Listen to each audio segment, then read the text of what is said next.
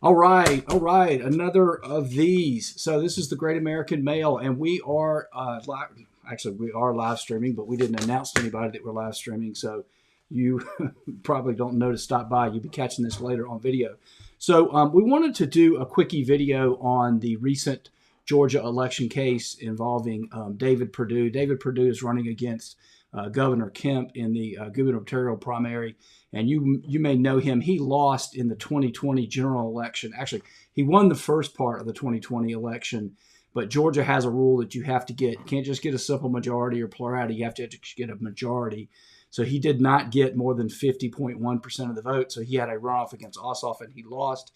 He filed this lawsuit that was dismissed on, I'm looking at the opinion, the 11th, it looks like. So I thought it would be a good time to take a look at the lawsuit. So basically, he filed the lawsuit making claims similar to those that President Trump had made about the 2020 election.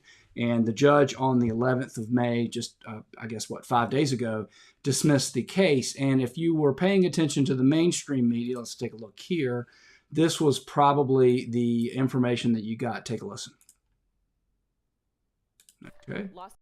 Dismissed, the judge has thrown out the election fraud case that David Perdue filed. The former senator filed that lawsuit just a few days before he announced his campaign for governor. So the suit claimed fraudulent or counterfeit ballots were counted in the 2020 general election. It also requests access to examine absentee ballots from Fulton County. A judge says there is no evidence to support the claims. Perdue says he plans to appeal. So, there was a lot of news about the claims, and this is from Law 360, which is a group that puts out a publication that mainly just caters to lawyers and people who are really interested in legal stuff. And so they put out something saying, quoting the judge, here he is, you see a picture of him, Judge Robert McBurney in Fulton County Superior Court. He had some very colorful language in the opinion. That's kind of, I keep up with these types of things anyway, but it really caught my eye that a judge would have such colorful language. For example, a wine this court will not serve. Judge blasts Perdue's election lawsuits as, quote, sour grapes. A Fulton County judge called the petition speculation, conjecture, and paranoia, falling far short of a valid demand for injunctive relief. A similar decision in a previous case, that's the Favorito case. I'm probably going to put one up on Favorito because it took me a while and I was doing my podcasting to get a chance to round to it. But basically the same thing happened in Favorito. Anyway, so what I want to do, we're going to break down in a moment. We're going to go through the actual opinion, okay? I'm going to break it down for you. But one of the reasons I wanted to do this live stream or this video is I want people to, by the way, if you're watching this, if you would, please subscribe. That will help us out. But I want people to understand that these courts, what they're doing, what they're not doing. These courts are not looking at the allegations of the fraud and determining whether or not they happened or not happened. So it's very important to understand what's happening here. So anyway, I want to go through a little bit more of your typical, again, this is Law 360, but if you went, you got the New York Times, anyone else, you'd see sort of the same thing. So she talks here about the judge unleashed some colorful language, said Perdue and Elizabeth Grennan, she was a voter who apparently got denied the right to vote. A concerned voter who joined the complaint failed to ask for relief, asked for what the law cannot provide, a declaratory judgment, blah, blah, blah. Petitioners urged the court to enter a series of orders that would empower petitioners, unnamed forensic experts, to intrude upon the unsealed ballots materials of tens of thousands of Fulton County voters, hunt for speculative voter fraud or error, and then determine for themselves what the actual vote count should have been. Now, I'm going to get to the opinion in a minute, but again, I just want you to understand, if you're saying to me, I've got to prove actual voter fraud, and then I say, okay, well, give me access to the in this particular case, the absentee ballots, and I say, I can't give you access to that. You're looking for speculative fraud, or you're looking for things. Well, how am I supposed to prove it if I can't get access to the ballot, right?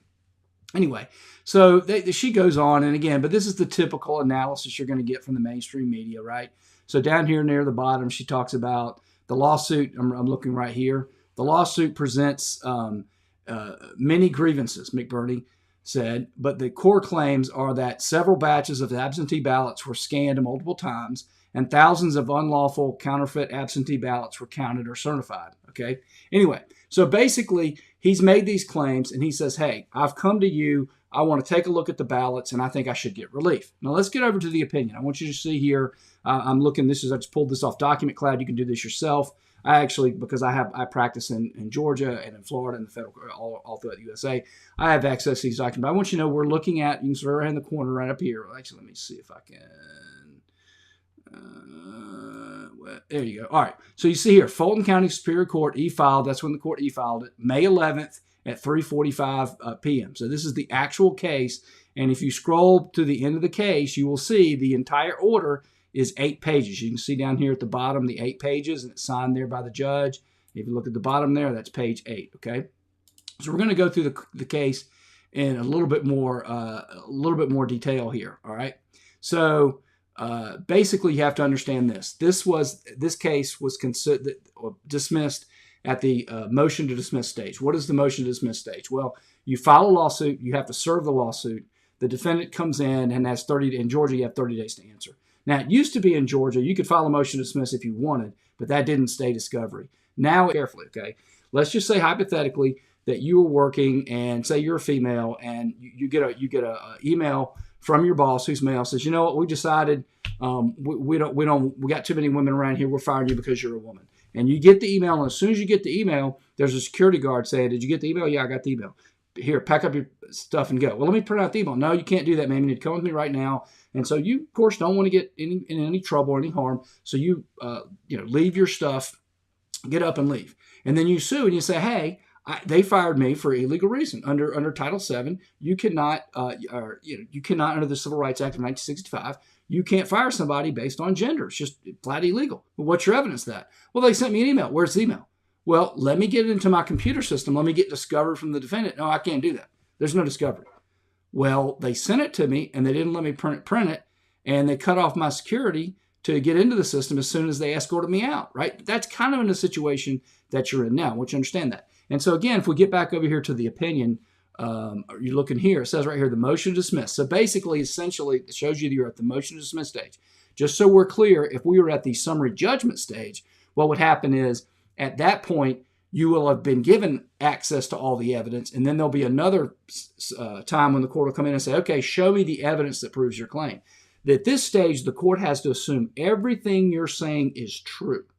Now, this is critical because you're not getting this type of analysis out there about election claims, right? You have to assume everything is true. So now I'm moving you down. Part B, declaratory relief. So what the court is saying, let's look at the declaratory relief that you've asked for, all right? Petitioners asked the court to declare that respondents violated the equal protection and due process clauses of the Georgia Constitution. In response, the respondents, the moving respondents argue that petitioners have failed to state a proper claim for declaratory relief. They are correct. All right. So if you go over to the next page, let me click over here because I'd already put that up. All right. You go over to the next page. The purpose of Declaratory Judgment Act is to settle and afford relief from uncertainty and insecurity with respect to rights, status, and legal relations. Okay.